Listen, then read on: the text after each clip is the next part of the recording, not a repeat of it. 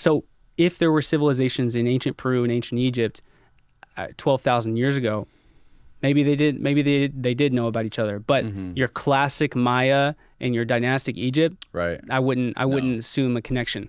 However, there's a really weird thing that goes on that's in the Olmec world, and I'm going back in February to study this a bit more.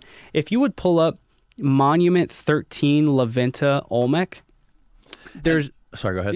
What were you gonna say? No, I was gonna ask, like the Olmecs, they have a striking resemblance. They look like they're African, right? Yeah, that kind of isn't.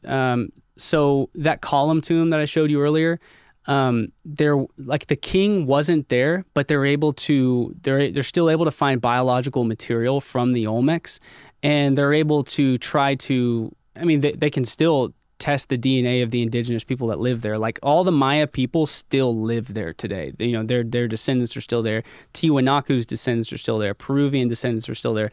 So they test their DNA whenever they find tombs that are intact where the soil hasn't destroyed the grave or the biological material, and they test it.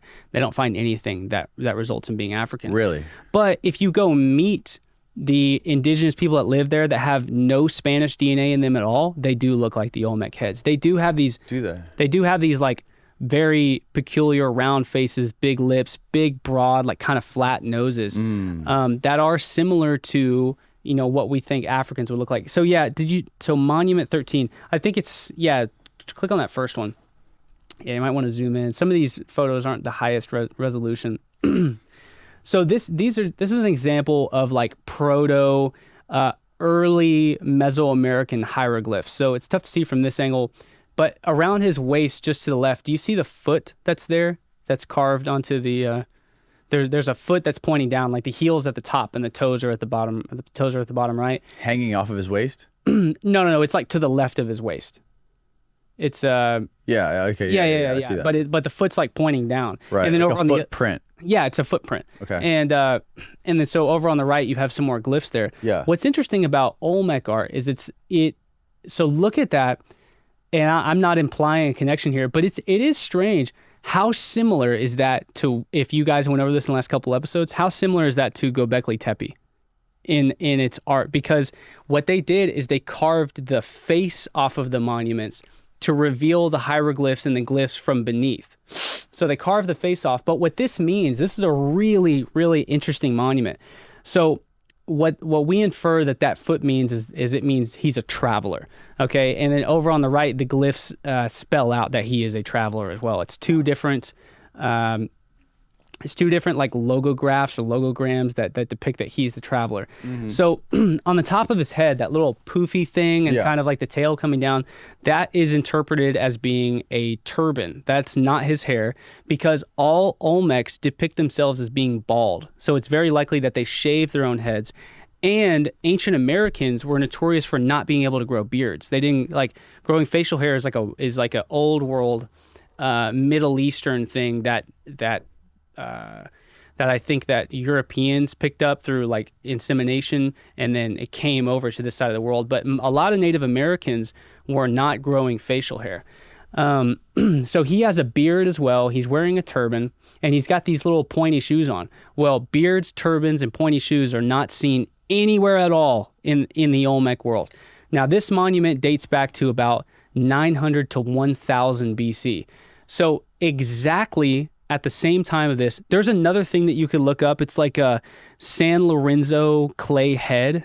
San Lorenzo is SAN space LARENZO clay head. San Lorenzo clay head. At Monument 13 was found at La Venta. This right here that's up on the screen now, look how amazingly intricate that is.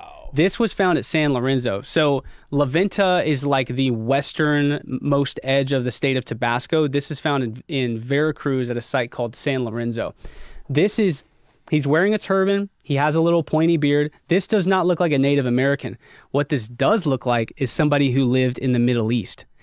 At exactly the same time, around 1000 BC, the Phoenicians are launching expeditions out of the Strait of Gibraltar from the Mediterranean Sea, and they're going to be the first civilization of their time to travel all the way around the coast of Africa and back. So the Phoenicians were excellent seafarers.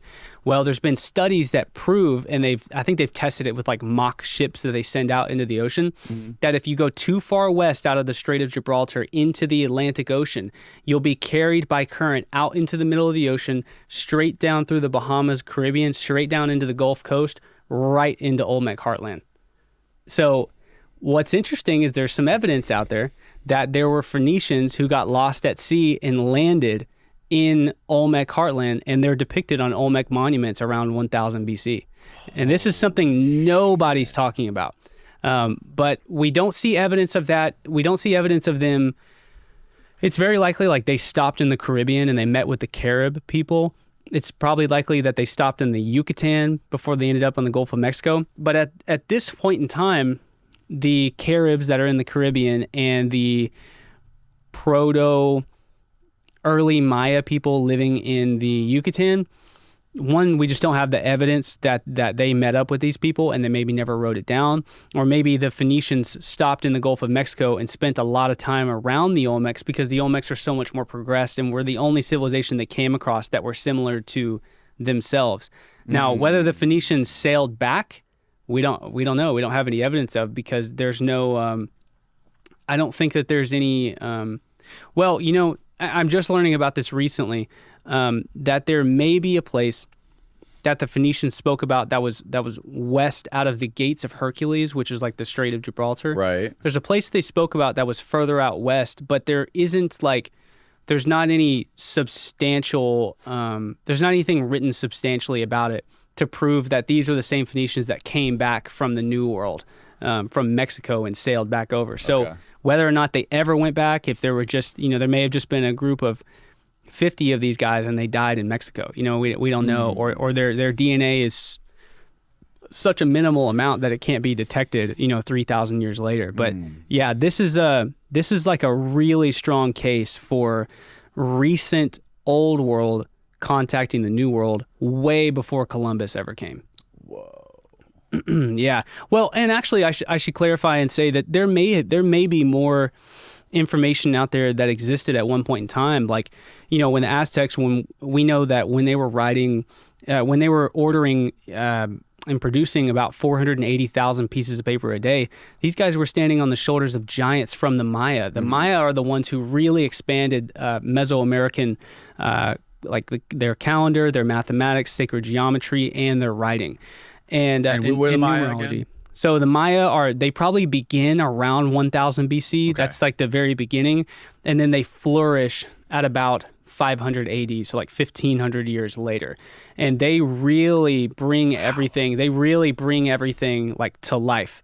And then they exist from their height at about 500, 600, 700 AD. They start collapsing.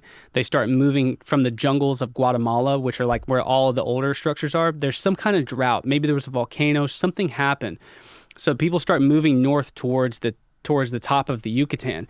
And so their architecture changes. They realize that worshiping men as gods doesn't actually work. So they start having like divine councils of rulers. So they start moving north into the Yucatan, where they stay there from 800 AD to 1400 AD.